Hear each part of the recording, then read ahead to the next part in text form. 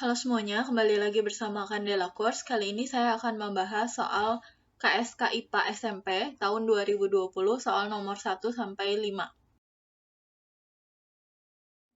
Pada organ ini, protein dicerna baik secara mekanik maupun secara kimiawi, di mana yang A di lambung, B usus halus, C usus kasar, atau D rongga mulut. Pencernaan secara mekanik adalah pencernaan yang melibatkan gerakan fisik dalam tubuh yang bertujuan untuk mengubah ukuran molekul makanan. Jadi yang lebih kecil ya. Kemudian kalau pencernaan secara kimiawi, ini adalah pencernaan yang melibatkan zat kimia berupa enzim untuk menghancurkan nutrisi makanan yang besar menjadi ukuran yang lebih kecil agar mudah diserap oleh tubuh. Pencernaan kimiawi terjadi di mulut. Ini jadi di mulut, selain dicerna secara mekanik, makanan di mulut juga akan mengalami pencernaan kimiawi berkat air liur. Air liur mengandung enzim pencernaan yang memberi tanda bahwa pencernaan akan dimulai. Beberapa jenis enzim pencernaan kimiawi yang ada di rongga mulut termasuk lingualipase, yakni enzim yang bertugas untuk mencerna jenis lemak yang disebut trigliserida, dan amilase saliva, yaitu enzim yang mencerna karbohidrat sebagai polisakarida. Yang kedua, pencernaan kimiawi di lambung. Jadi setelah dari mulut, makanan akan bergerak melewati kerongkongan menuju lambung. Terdapat dua enzim utama dalam lambung untuk mencerna makanan ini secara kimiawi, yaitu pepsin, yakni enzim yang mencerna protein menjadi peptida yang lebih kecil, dan lipase lambung, yaitu enzim yang juga bertugas untuk mencerna trigliserida. Jadi jawaban untuk soal ini adalah yang A ya.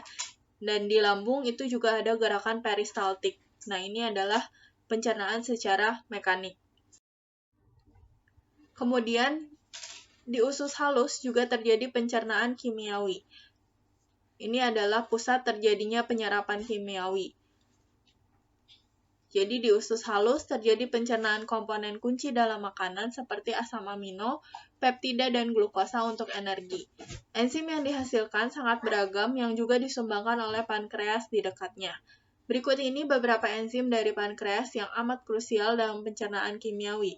Yang pertama adalah amilase pankreas, yang juga bertugas untuk mencerna polisakarida menjadi disakarida. Kemudian ada lipase pankreas, enzim yang juga membantu mencerna trigliserida menjadi asam lemak. Nuklease pankreas, ini enzim untuk mencerna asam nukleat menjadi nukleotida. Kemudian proteinase pankreas, enzim yang bertugas dalam pencernaan peptida dari protein menjadi asam amino.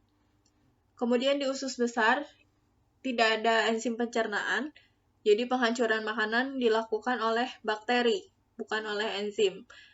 Di dalam usus besar terjadi penyerapan vitamin, mineral, dan air. Setelah penyerapan air terjadi di usus besar, sisa makanan akan turun menuju rektum dan dikeluarkan melalui anus. Nomor 2, lebah dapat kembali ke sarangnya dengan menggunakan cara navigasi matahari. Jadi lebah akan menggunakan matahari sebagai titik yang tetap dan untuk mempertahankan sudutnya. Sudut matahari ini akan memandu lebah pada jalur penerbangan yang tepat, baik saat mereka pergi mencari sumber makanan maupun ketika akan kembali ke sarang mereka. Nomor 3, cahaya memantulkan objek kemudian melalui bagian-bagian mata. Pada mata normal, bayangan objek tepat jatuh di bagian titik-titik, sedangkan pada mata minus, bayangan objek difokuskan jauh di depannya. Salah satu penyebabnya adalah bagian titik-titik yang terlalu cembung.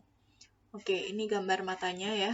Jadi kita tuliskan dulu satu persatu ya bagian-bagiannya. Yang A ini adalah sklera, kemudian yang B koroid, yang C retina, yang D makula, yang E ini saraf optik, yang F adalah bintik buta, yang G ciliary body, yang H iris, yang I lensa, yang J pupil, yang K kornea. Nah, jawaban untuk soal ini adalah yang C dan K. Jadi, bayangan objek itu tepat jatuh di bagian retina. Kalau pada mata minus, bayangan objeknya difokuskan jauh di depannya karena bagian lensanya terlalu cembung. Nah, jadi mata itu terdiri dari bagian luar dan bagian dalam. Di bagian luar ada kelopak mata, fungsinya untuk melindungi dan menutup mata. Kemudian ada bulu mata, berfungsi untuk mencegah masuknya debu dan kotoran ke dalam mata. Kemudian ada bagian alis, fungsinya untuk menahan keringat dan juga kotoran agar tidak masuk ke dalam mata. Kemudian ada kelenjar air mata untuk menghasilkan air mata, membasahi dan menjaga mata agar tetap lembab. Kemudian selain bagian luar ada juga bagian dalam yang tadi kita lihat gambarnya ya. Di bagian dalam mata ada sklera yang fungsinya untuk melindungi bagian dalam pada bola mata. Kemudian ada koroid, fungsinya untuk menyuplai makanan dan juga oksigen ke dalam retina dan mencegah terjadinya pantulan cahaya yang kemungkinan masuk ke dalam bagian bola mata. Kemudian ada retina untuk melihat cahaya atau menangkap cahaya. Ada iris untuk memberikan warna pada mata dan mengatur besar kecilnya pupil. Kemudian ada pupil untuk mengatur sedikit atau banyaknya cahaya yang masuk ke dalam mata. Ada lensa untuk mengatur daya akomodasi lensa supaya bayangan tepat jatuh pada retina. Ada bintik kuning sebagai tempat berkumpulnya reseptor dan juga ada bintik buta, tempat masuk dan juga membelokkan berkas saraf. Nomor 4, pada kucing, bagian sistem pernafasan yang mengalirkan udara ke paru-paru adalah C. Trakea, paru-paru, diafragma, dan laring. Paru-paru sebenarnya sudah sampai ya. Jadi yang mengalirkan sebenarnya trakea, diafragma, dan laring. Jadi sistem pernapasan kucing ini terdiri dari hidung, rongga hidung, sinus, farinks, larynx, trakea, dan paru-paru. Sistem pernapasan kucing selain berfungsi untuk menghirup oksigen dan mengeluarkan karbon dioksida, juga berfungsi sebagai sistem pendingin tubuh.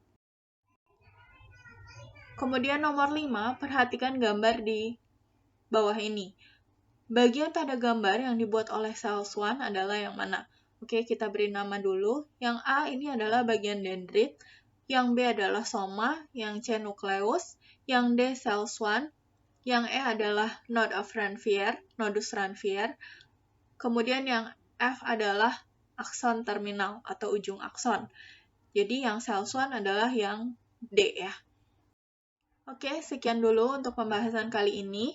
Sampai bertemu di video selanjutnya. Thank you for watching. Jangan lupa untuk like, share, komen, dan subscribe. Follow Instagram kita di @candelacourse dan Facebook kita di Candela Course Cikarang. Semangat!